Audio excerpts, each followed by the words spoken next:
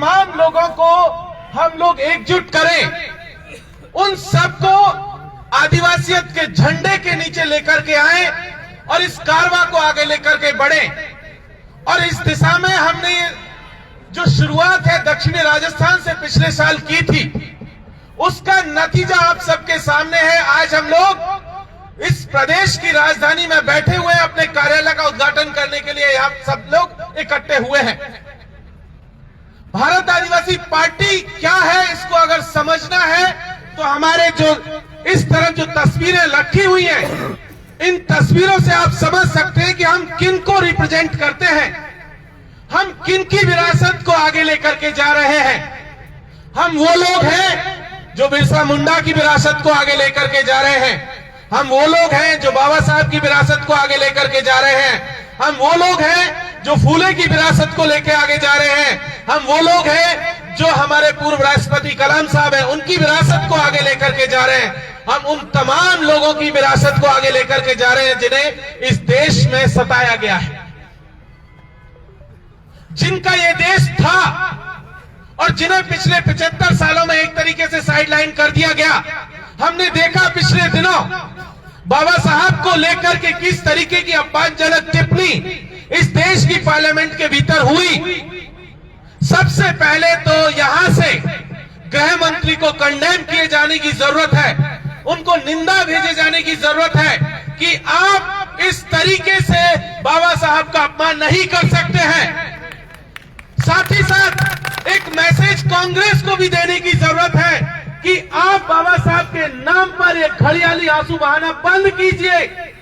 अगर आप में सच में ताकत है, बाबा साहब की विरासत को मानने वाले अगर आप लोग हैं, तो बाबा साहब की 22 प्रतिज्ञाओं को दोहराइए, आप मनुस्मृति का दहन कीजिए। आप में वो ताकत नहीं है, आप पहले बाबा साहब का अपमान कर रहे हैं, आज की तारीख में बीजेपी बाबा साहब का अपमान कर रही है। यहां से हम कह देना चाहते हैं कि भारत आदिवासी पार्टी बाबा साहब के सम्मान में यहां पर खड़ी हुई है। हम किसी को भी इजाजत नहीं देंगे कि कोई भी बाबा साहब का अपमान करे। दूसरी बात यहां कह देना बहुत जरूरी है कि पूर्वी राजस्थान को पिछले 75 वर्षों से कांग्रेस और बीजेपी ने जैसे तो बैल लड़ते हैं खेत में, उस तरीके से पूर्वी राजस्थान में कांग्रेस और बीजेपी पिछले 75 सालों से इस पूरे प्रदेश को रौंद रही है।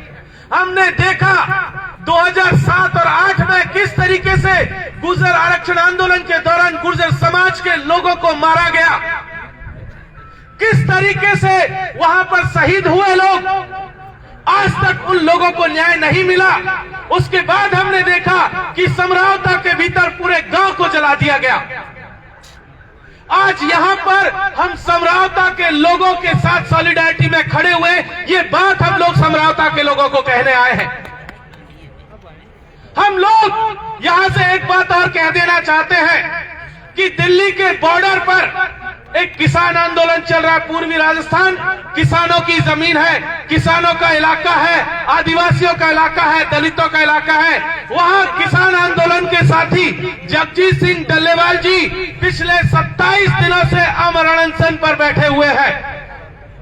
हम उनको यहां से कह देना चाहते हैं कि किसानों की आवाज में भारत आदिवासी पार्टी अपनी आवाज को बुलंद करती है। हम लोग किसानों के साथ में खड़े हुए हैं। हम तमाम उन लोगों से कह देना चाहते हैं, आज की तारीख में धौलपुर और करौली के भीतर हमारे साथी यहां बता रहे थे, धौलपुर और करौली के भीतर 108 गांवों को खाली करने का नोटिस इस प्रदेश की सरकार ने दिया हुआ है। कह रहे हैं कि यहां पर कुछ टाइगर रिजर्व बनेगा, कुछ कह रहे हैं कि यहां पर कुछ हिस्से में मगरमच्छों का, घड़ियालों का अभ्यारण्य बना जाएगा चंबल के किनारे।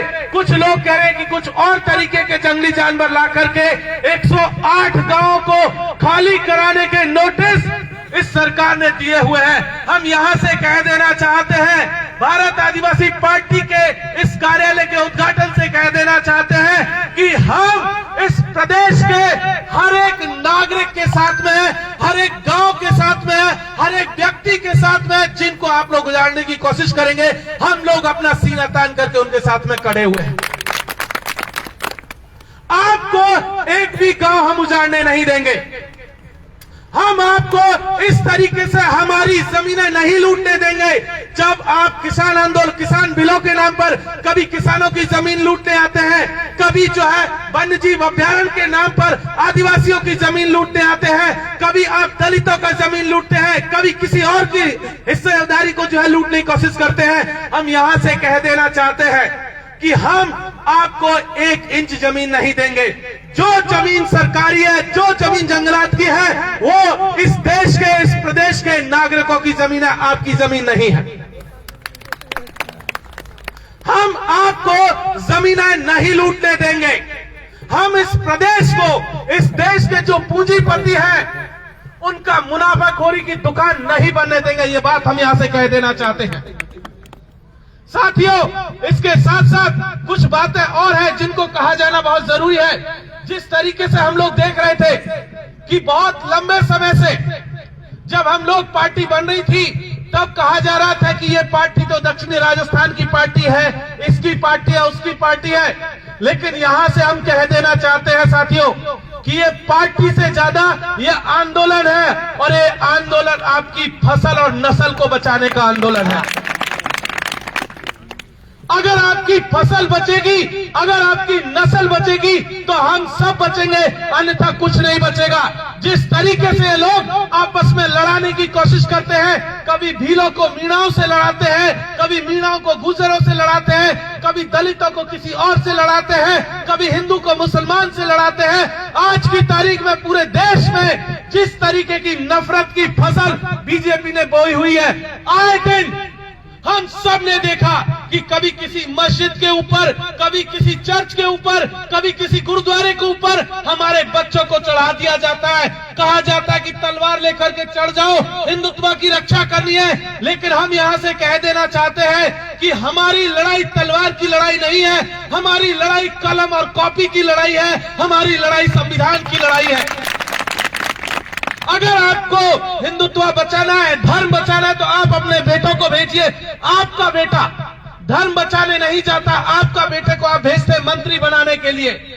गृह मंत्री का बेटा बीसीसीआई का हेड बनता है, फिर आईसीसी का हेड बनता है, किसी का बेटा मुख्यमंत्री और जो है मंत्री बनता है, और हमारे बच्चों के हाथ में वो कलम छीन करके तलवार देने की कोशिश कर रहे हैं। यहां से ये कह देना बहुत जरूरी है कि हम इस प्रदेश को दंगाई प्रदेश नहीं बनने देंगे। हम हर एक आदिवासी, दलित, पिछड़े तबके के लोग, अल्पसंख्यक तबके के लोग एक साथ मिल करके, एकजुट होकर के भारत आदिवासी पार्टी के बैनर तले हम एक साथ अपनी लड़ाई को लड़ेंगे। इस बात को यहां से कह देना जरूरी है। जब हम लोग ये नारा लगाते हैं कि एक तीर एक कमान, आदिवासी एक समान, तो इसका कुछ मतलब होता है। इसका मतलब यह है कि हम सब एकजुट हैं। और जब हम लोग नारा लगाते हैं बोल 85 का मतलब है कि इस देश का आदिवासी, दलित, पिछड़ा, अल्पसंख्यक तबका एक साथ में है।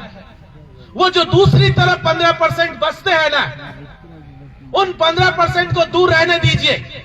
ये लड़ाई हम सबकी लड़ाई है, दलितों, पिछड़ों, अल्पसंख्यकों, ओबीसी तबके की हम सबकी लड़ाई है।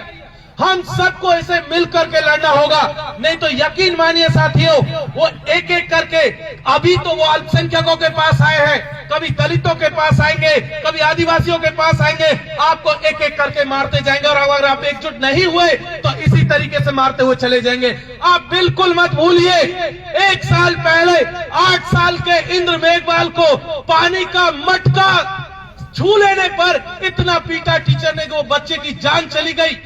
बिल्कुल नहीं भूलना चाहिए पूजा भील को, बिल्कुल नहीं भूलना चाहिए उस आदिवासी लड़के को मध्य प्रदेश के भीतर जो कि सीढ़ियों पर बैठा हुआ था और उसके ऊपर आकर के बीजेपी का नेता पेशाब करता है और उस नेता के ऊपर कोई एफआईआर नहीं होती है।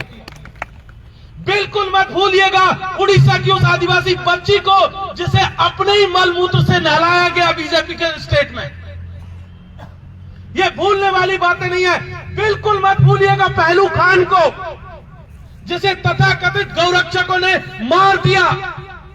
बिल्कुल किसी और को नहीं भूलने की जरूरत है। हमारे तमाम साथी चाहे अल्पसंख्यक तबके के हो, चाहे दलित तबके के हो, आदिवासी तबके के हो, ओबीसी तबके के हो, शोषित पीड़ित तबके के हो, हमें उन सब के साथ में खड़े होने की जरूरत है, क्योंकि ये देश हमारे पुरखों का देश है, ये देश बाबा साहब का देश है, ये देश जयपाल सिंह मुंडा का देश है, ये देश बिरसा मुंडा का देश है, ये देश टंटा मामा का देश है, ये देश ज्योतिबा फूले का, सावित्रीबाई फूले का देश है। ये देश हमारे उन तमाम पुरखों का देश है जिसे बनाने में वो नींव की तरह खप गए हैं, और इस देश को बचा करके आगे ले जाने की जिम्मेदारी साथियों आपके कंधों पर है, हम सबके कंधों पर है। ये तो सिर्फ एक नाम है, आप सबको एकजुट करने का, आप सबको एक साथ लाने का, लेकिन लड़ाई जिन लोगों के साथ आपकी है उनके पास धन बल भी बहुत है, बाहुबल भी बहुत है। वो शरीर से ताकतवर हो सकते हैं, पैसे से ताकतवर हो सकते हैं, लेकिन याद रखिएगा, अगर आप एकजुट रहे, आप एक साथ रहे, तो आप उनसे ज्यादा ताकतवर है। इस देश में 1947 के बाद में जो है रानियों के कोख से राजाओं का जन्म होना बंद हो चुका है।